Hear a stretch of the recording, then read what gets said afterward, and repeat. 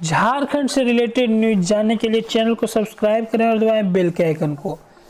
आज की पहली बड़ी खबर है, झारखंड में लॉकडाउन 3 का 7वां दिन, राज्य में 7 कोरोना संक्रमित की मौत, 618 नए मरीज भी मिले। राज्य में अब तक 16,482 पॉजिटिव केस। शुक्रवार को धनबाद, पूर्वी सिंहभूम, रामगढ़, पलामू, रांची में एक और हजारीबाग में 2 मरीज की मौत। राज्य में अब तक मिले कुल संक्रमित कोरोना वायरस के मरीजों में से 7,491 स्वस्थ होकर लौट चुके हैं घर। झारखंड में शुक्रवार को 7 और कोरोना संक्रमित मरीज की मौत हो गई। मृतकों में धनबाद, पूर्वी सिंहभूम, पलामू, रामगढ़ और रांची के एक जबकि हजारीबाग के 2 मरीज थे। 7 मरीजों की मौत के बाद राज्य में मृतकों की संख्या बढ़कर 203 हो गई है। वहीं आज 618 नए कोरोना पॉजिटिव मरीज की भी पुष्टि हुई है, जिसमें रांची से 160, बोकारो से 26, चतरा से 23, देवघर से 15, धनबाद से 59, पूर्वी सिंहभूम से 56, गढ़वा से 5, गिरिडीह से 109, गोड्डा से 3, गुमला से 4, हजारीबाग से 53, खूंटी से 10, कोडरमा से 5, लातेहार से 2, लोहरदगा से 12, पलामू से 4, रामगढ़ से 24, साहेबगंज से 19, सरायकेला से 16, सिमडेगा से 8 और पश्चिमी सिंहभूम से 5 मरीज शामिल हैं। नई मरीजों के मिलने के बाद राज्य में कोरोना पॉजिटिव मरीजों की संख्या बढ़कर 16,482 हो गया। दूसरी बड़ी खबर, हाई कोर्ट ने कोरोना से निपटने के लिए झारखंड सरकार को जांच में तेजी लाने को कहा। झारखंड में कोरोना से निपटने के लिए दायर जनहित याचिका पर सुनवाई करते हुए हाईकोर्ट ने सरकार को जांच में तेजी लाने और जांच रिपोर्ट जल्द देने को कहा है। अदालत ने सरकार को इसके लिए जरूरी कदम उठाने को कहा है। शुक्रवार को chief justice doctor Ravi Ranjan और जस्टिस सुजीत नारायण प्रसाद की अदालत ने सरकार को 4 दिसंबर तक प्रगति रिपोर्ट पेश करने का निर्देश दिया है। सुनवाई के दौरान महाधिवक्ता राजीव रंजन की ओर से बताया गया कि सरकार तेजी से काम कर रही है। जांच के लिए 3 दिन का विशेष अभियान चलाया गया था।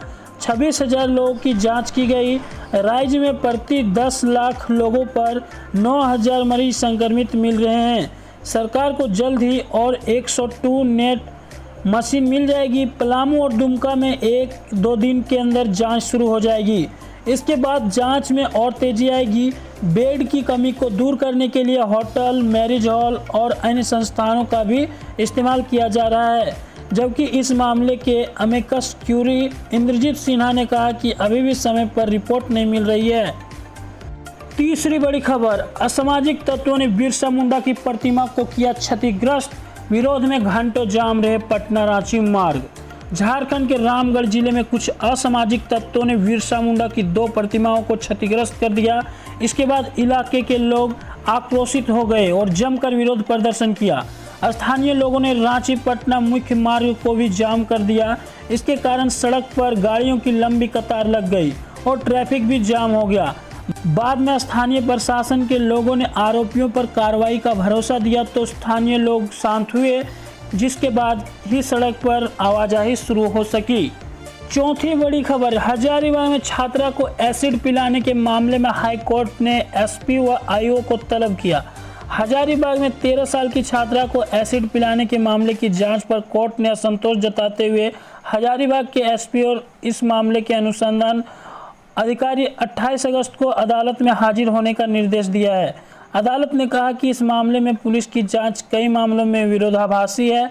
सरकार कभी कहती है कि आरोपी फरार है, कभी कह रही है कि आरोपी को हिरासत में लेकर पूछताछ करने का अभी मामला नहीं है। पहले पुलिस का कहना था कि आरोपी फरार है, लेकिन उसने पोलोग्राफी जांच की सहमति दे दी है। आज पुलिस कह रही है कि पीड़िता पोलोग्राफी जांच नहीं कराना चाहती है। इससे प्रतीत होता है कि पुलिस की जांच सही नहीं चल रही है।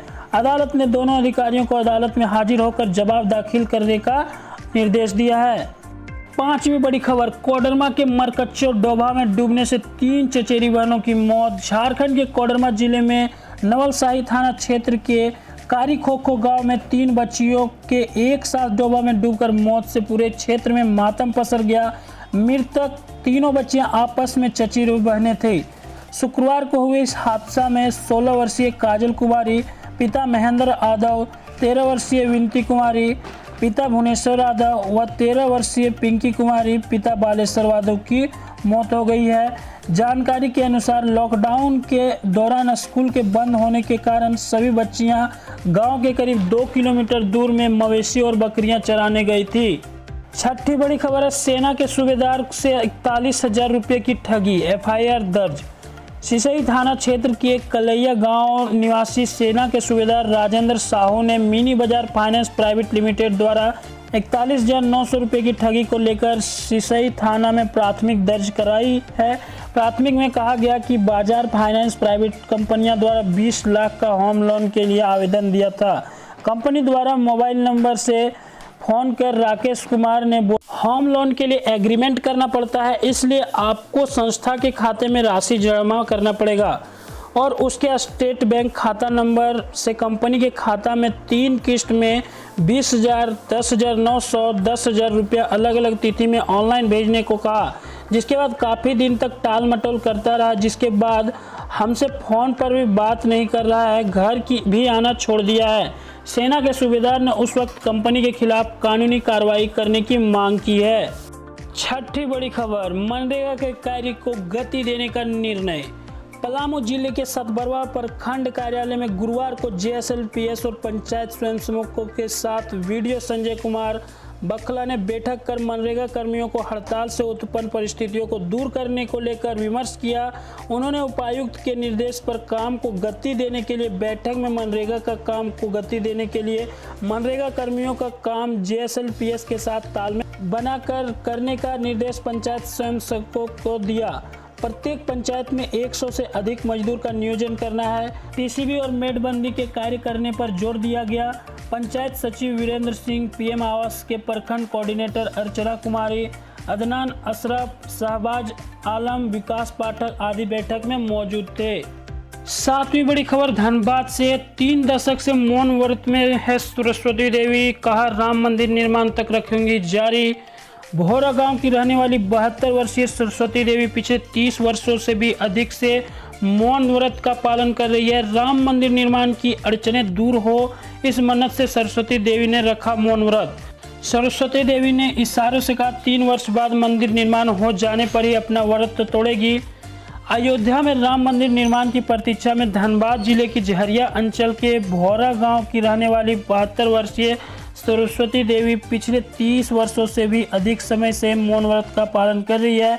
5 अगस्त को अयोध्या में प्रधानमंत्री नरेंद्र मोदी द्वारा राम मंदिर के लिए भूमि पूजन और आधारशिला रखे जाने पर सरस्वती देवी के चेहरे पर चमक तो जरूर आई है, लेकिन 3 वर्ष बाद मंदिर निर्माण हो जाने पर ही उन्होंने अपना व्रत तोड़ने का संकल्प किया है। 8वीं खबर है, बिजली आपूर्ति की समस्या के खिलाफ दिया धरना। हुसैनाबाद हरिहरगंज विधानसभा क्षेत्र में बिजली की समस्याओं का तत्काल समाधान निकालने सहित 5 सूत्री मांगों को लेकर गुरुवार को सामाजिक कार्यकर्ता लव कुमार मेहता ने धरना प्रदर्शन किया। सोशल डिस्टेंसिंग का अनुपालन करते हुए विद्युत कार्यालय के समक्ष आंदोलन करते हुए श्री मेहता ने ग्रिड सब स्टेशन भैरव को चालू करने, हुसैनाबाद की 20 क्षेत्र में जले पड़े ट्रांसफार्मर को बदलने, हुसैनाबाद नगर पंचायत के सभी वार्ड को शहरी क्षेत्र में जोड़ने, सभी प्रखंडों में नियमित बिजली आपूर्ति बहाल करने व 20 क्षेत्र में सभी गांवों की जर्जर तार पोल बदलने की आदि की मांग की है। उन्होंने कहा कि बिजली, कृषि, स्वास्थ्य, शिक्षा की समस्या हुसैनाबाद विधानसभा क्षेत्र में जटिल रूप से हासिल कर ली है। 9वीं बड़ी खबर, कोरोना संक्रमित मरीजों को पौष्टिक व स्वादिष्ट भोजन सुनिश्चित करे DC।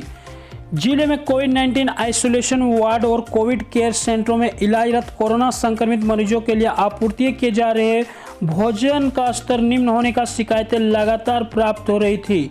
इन शिकायतों के निराकरण और निर्धारण भोजन तालिका के अनुसार भोजन की मात्रा व स्तर के अनुरूप आपूर्ति सुनिश्चित करने के उद्देश्य से DC शिशिर कुमार सिन्हा की अध्यक्षता में कई महत्वपूर्ण बिंदुओं पर विचार विमर्श करने के लिए बैठक बुलाया गया है। बैठक में DC ने जिला मुख्यालय के नर्सिंग कौशल कॉलेज और पॉलिटेक्निक्स कॉलेज चंदाली में संचालित कोविड-19 आइसोलेशन वार्ड में इलाजरत मरीजों को परोसे जाने वाले भोजन की गुणवत्ता मापदंडों के अनुरूप नहीं देने पर नाराजगी व्यक्त करते हुए आपूर्ति किए जाने वाले भोजन की मात्रा व स्तर को सुधारने का निर्देश दिया।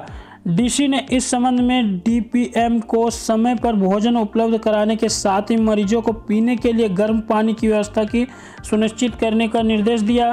बैठक में डीसी ने मरीजों को प्रतिदिन दिए जाने वाले भोजन की तालिका की समीक्षा की।